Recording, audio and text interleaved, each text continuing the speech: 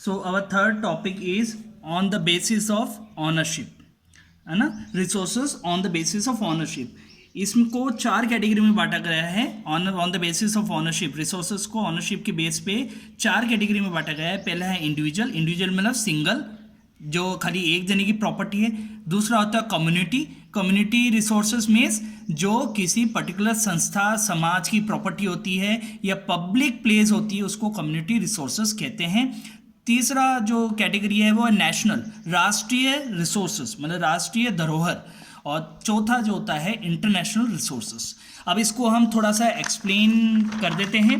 तो पहला है जो है on the basis of ownership में, जैसे हम स्टूडेंट्स जो मैंने बताया है कि जो इंडिविजुअल और कम्युनिटी प्रॉपर्टीज होती हैं उनको कैसे समझेंगे हम। अर्बन पीपल मतलब चाहे वो अर्बन का मीनिंग होता है सिटी लाइफ, ठीक है ना, सिटी का पीपल जो होते हैं या गांव के जो रूरल पीपल हैं, ऑन प्लॉट्स, हर किसी के पास अपने प्लॉट्स होते हैं, घर होते हैं और अदर प्रॉपर्टीज होती हैं। प्रॉपर्टीज मतलब एसेट होते हैं, एसेट मतलब दैट कैन बी टच और सीन, जिसको हम छू सकते हैं और देख सकते हैं। वो जो प्रॉपर्टी होती है उसको ऑनरशिप प्रॉपर्टी कहते हैं। जैसे प्लांटेशन, किसी के बगीचे होते हैं, बागान होते हैं, ठीक है ना, तो उसको प्लांटेशन जो होता है वो भी इंडिविजुअल प्रॉपर्टी होती है, कम्युनिटी की प्रॉपर्टी होती है।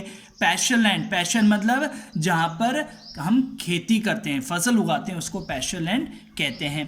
पॉन्ड्स, कई जनों के पॉन्ड्स होते हैं, कई जने अपने जो लैंड एरिया होती है, प्रॉपर्टी होती है, वहाँ पॉन्ड्स खुदवा लेते हैं, तो वो उनकी मतलब इंडिविजुअल प्रॉपर्टी भी हो सकती है और क्या होता है कम्युनिटी प्रॉपर्टी भी हो सकती है। वाटर इन वेल्स, अब हम जानते हैं कि हर फील्ड में, हर खेत में हमारे खुद के कुएं होते हैं, तो वो इंडिविजुअल प्रॉपर्टी होती है। Are example resources by individuals, मतलब एक इंडिविजुअल किस किस का प्रॉपर्टी हो सकती है, उसके प्लॉट्स की प्रॉपर्टी हो सकती है, हाउस हो सकते हैं, उसके पैशन एंड खेत हो सकते हैं, उसके बगीचे या बागान हो सकते हैं, उसका खुद का कुआं हो सकता है। ये सारे रिसोर्सेज किसकी कैटेगरी में आते हैं, इंडिविजुअल्स के होते हैं। और हमारे भी खुद के कुएं भी हैं, खेत भी हैं, बागान भी हैं, घर भी हैं, प्लॉट्स भी हैं।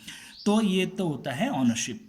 फिर होता है सेकंड कम्युनिटी। कम्युनिटी का मतलब मैंने बताया था संस्थान, इंस्टीट्यूशन, ये है ना, ये जो होता है इसका मीनिंग होता है कम्युनिटी। वो जो कुछ संस्था या इंस्टीट्यूशन भी अपनी प्रॉपर्टी खरीद के रखते हैं। जैसे ग्रेजिंग लैंड्स, ग्रेजिंग लैंड्स मतलब एक ग्रेजिंग का मतलब होता है चढ़ने के लायक जगह, जहाँ पर हम देखते हैं कि हमारे आजू बाजू जो जोहड़ होते हैं या खाली जगह जो होती है वहाँ पर हमारे पशु जाके चरते हैं, तो ग्रेजिंग लैंड्स, तो वो कम्युनिटी की प्रॉपर्टी भी हो सकती है। वहाँ पर हर लोग मतलब हर बंदा अपने पशुओं को छोड़ सकता है। फिर होता है बरियल लैंड्स। बरियल का मतलब होता है जहाँ पर हम दफनाते हैं, जैसे कब्रिस्तान हो गया या बरियल लैंड्स हो गया, क्रिश्चियंस हो गए, या मतलब जो होते हैं डेड बॉडी को जहाँ दफनाते हैं उसको बरियल लैंड्स कहते हैं। वो भी कम्युनिटी की खुद की इंडिविजुअल कम्युनिटी की प्रॉपर्टी होती है।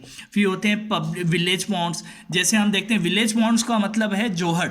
जोड़ जो होते हैं ना हमारे गांव के बाहर जो जोड़ तालाब होता है, सार्वजनिक तालाब होता है, उसको हम विलेज पॉन्ड्स कहते हैं। पब्लिक पार्क, जैसे हमारे सिटीज़ में झुंझुनू में हम देखेंगे कलेक्ट्रेट के सामने जैसे पार्क है, तो वो पब्लिक पार्क है, वहाँ कोई इंडिविजुअल उसको कोई रोक नहीं सकता, वो कोई भी पब्लिक वहाँ पर जाके मतलब जाके घूम सकता है, बैठ सकता है, तो ये कम्युनिटी की प्रॉपर्टी होती है। पिकनिक स्पॉट्स, कई हम पिकनिक स्पॉट्स जाते हैं मतलब पिकनिक बनाने के लिए, जैसे हिली एरिया में चले गए, एग्जांपल इन उदयपुर वाटी, तो ये पिकनिक स्पॉट्स भी तो पब्लिक प्रॉपर्टी होती है।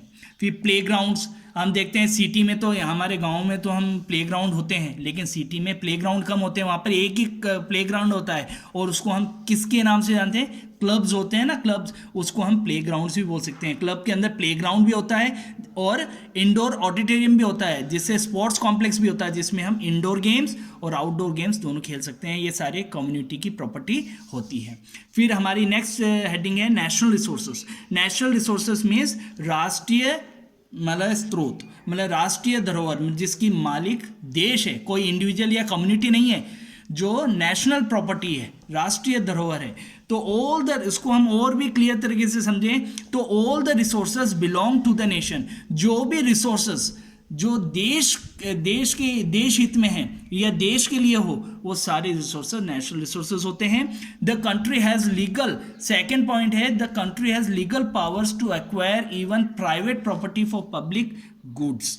ठीक है ना। अब कोई भी प्रॉपर्टी है, जैसे आपका खेत है, मतलब फॉर एग्जांपल कोई भी फील्ड है, एग्रीकल्चर फील्ड है, खेत है, अब वहाँ पर मतलब गवर्नमेंट ने किसी डिवाइस से पता लगाया, वो वहाँ पर साइंटिस्ट लोगों ने पता लगाया कि इस लैंड में, इस पर्टिकुलर एरिया में, है ना, आपके गांव का जो एरिया बहुत बड़ा एरिया है, वहाँ पर नीचे फॉसिल फ्यूल है, मतलब पेट्रोलियम प्रोडक्ट रिजर्व है उस खेत के नीचे, उस जमीन के नीचे। तो गवर्नमेंट को उस केस में क्या होता है, वो पब्लिक प्रॉपर्टी हो जाती है, आपकी प्रॉपर्टी नहीं रहती है, कम्युनिटी की प्रॉपर्टी नहीं रहती है। उसमें क्या है, हमारे कॉन्स्टिट्यूशन में लीगल पावर्स गवर्नमेंट को दे रखे हैं, इंडियन गवर्नमेंट को, मैं बात कर रहा हूँ इंडियन गवर्नमेंट की, क्योंकि नेशनल प्रॉपर्टी का मालिक कौन होता है, नेशनल गवर्नमेंट होती है, इंडियन गवर्नमेंट होती है। अगर आपकी प्रॉपर्टी में कोई मतलब पेट्रोलियम रिजर्व का मिला है, तो फिर वो कंट्री की इंडियन गवर्नमेंट को लीगल पावर्स होते हैं कॉन्स्टिट्यूशन के अकॉर्डिंगली कि वो आपकी प्रॉपर्टी को मतलब अपने कब्जे में ले सकती है और आपको उसका कंपेंसेशन चाहे पैसे में हो या नौकरी में हो आपको दे सकती है। अब एग्जांपल हम इसको और भी क्लियर तरीके से समझे तो एग्जांपल के थ्रू समझते हैं। You might have seen that roads, canals या railways being constructed on fields on by some individuals. अब जैसे हमारी रोड बन रही है अभी, फॉर एग्जांपल हम क्लियर कट में देखें तो हमारी अभी रोड बन रही है नुआ से मंडावा तक।